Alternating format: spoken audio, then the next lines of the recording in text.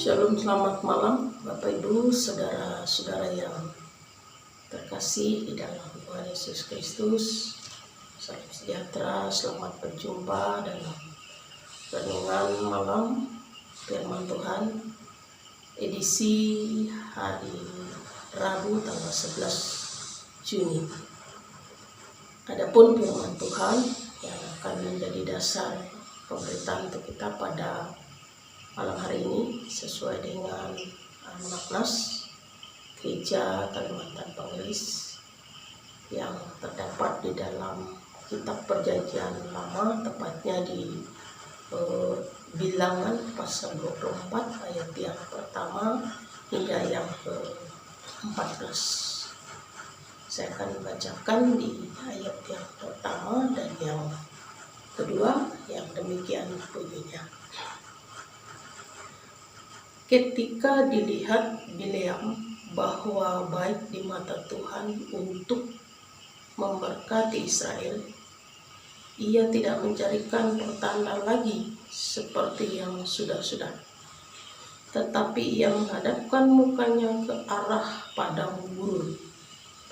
Ketika Bileam memandang ke depan dan melihat orang Israel berkemah menurut suku mereka, maka roh Allah menghinggapi dia. Adapun yang menjadi tema untuk kita pada malam hari ini, saya buat demikian: Allah sanggup mengubah kutuk menjadi berkat.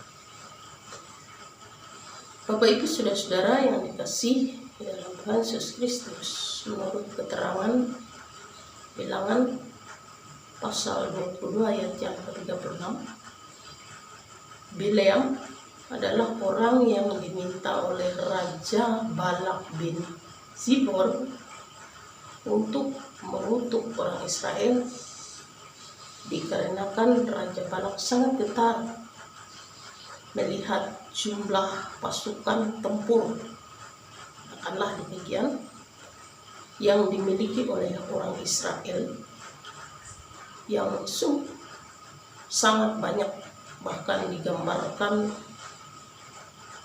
dalam pandangan Raja Balak jumlah mereka itu sampai menutup atau tertutup permukaan bumi.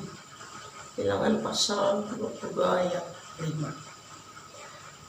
Sehingga Raja Balak begitu ketakutan, lebih-lebih ketika dia mendengar bagaimana pasukan Israel ini pernah mengalahkan raja-raja sebelumnya, sehingga membuat Raja Balak berpikir sedemikian rupa bagaimana jangan sampai ia kalah juga terhadap orang Israel. Maka sebab itu ia mengutus orang-orang untuk memanggil Bileam agar mengutuk orang Israel. Nah, Bapak Ibu saudara-saudara, dari cerita ini kita dapat mengambil beberapa hal yang dapat kita maknai tentang pekerjaan, perbuatan yang dilakukan Allah untuk melindungi umatnya dari orang-orang yang akan menghancurkan dan membinasakan mereka. Bapak Ibu saudara-saudara, yang pertama yaitu yang dapat kita maknai, ketika Allah berkehendak, maka Allah akan menunjukkan otoritasnya atas siapa saja. Salah satu tadi Bileam, bagaimana Allah memakai Bileam untuk mengacaukan rencana Balak dan sekaligus memakai Bileam pula untuk menyatakan kepada Raja Balak bahwa tidak ada satupun orang yang mampu mengubah apa yang sudah menjadi otoritas Allah. Maka ia dapat membuat orang yang begitu ditakuti, begitu membuat orang gentar. Bisa saja Allah membuat segala sesuatunya menjadi hal yang berbeda dari apa yang sebelumnya. Kemudian yang kedua, melalui Bileam Allah mematahkan rancangan jahat Raja Balak bin Zipor atas umat Israel.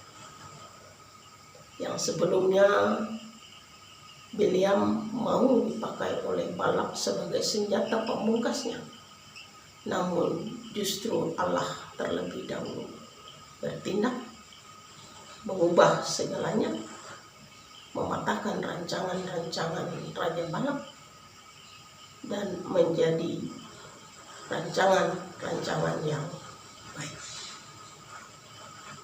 Kemudian yang ketiga, rancangan Allah untuk hidup kita itu pasti dan sempurna. Seperti yang dikatakannya di dalam Yeremia pasal 29 ayat 11. Bapak Ibu bisa membaca secara lengkap di situ, yang berbicara tentang bagaimana Allah merancangkan hal-hal yang baik dan sempurna bagi umatnya. Kemudian yang terakhir, satu saja yang harus kita lakukan, yang diminta oleh Allah, yaitu mempercayai Allah dengan segenap hati dan akal budi kita. Allah tidak minta banyak dari kita. Dia hanya meminta kita mentaati, Dia hanya meminta kita mempercayai, dan setelah itu biarkan Dia yang bertindak, menghalau segala kekhawatiran, ketakutan, kebimbangan kita, dan mengubahnya menjadi kekuatan dalam hidup kita. Amin. Mari kita berdoa. Terima kasih Tuhan atas firman-Mu yang sudah diperdengarkan dan diberitakan kepada kami. Kepada hati yang menerima, terbuka, Tuhan materaikan itu, dan berilah kami penyertaan Roh Kudus-Mu untuk dapat melakukannya dan mewujud nyatakannya dalam perilaku kehidupan kami, agar kami senantiasa percaya, mentaati, dan terus melakukan perbuatan-perbuatan, tindakan-tindakan yang selalu berpadanan kepada kehendak Tuhan. Terima kasih atas segala berkat-Mu yang sudah Engkau berikan kepada kami melewati pekerjaan dan juga daya upaya tidak menjadi sia-sia, karena Tuhan memberikan hasil yang baik bagi kami. Terima kasih Bapa di surga, bersyukur atas pemeliharaan, kesehatan, kekuatan, lebih nafas kehidupan, yang mana inilah adalah berkat-Mu yang tidak berkesudahan dan tidak tergantikan, yang selalu Kau berikan kepada kami. Ampunkanlah segenap dosa dan salah kami yang kami perbuat melawan kehendak-Mu. Terima kasih Bapa. Berdoa besar diri dalam nama Tuhan Yesus Kristus Juru Selamat kami. Amin.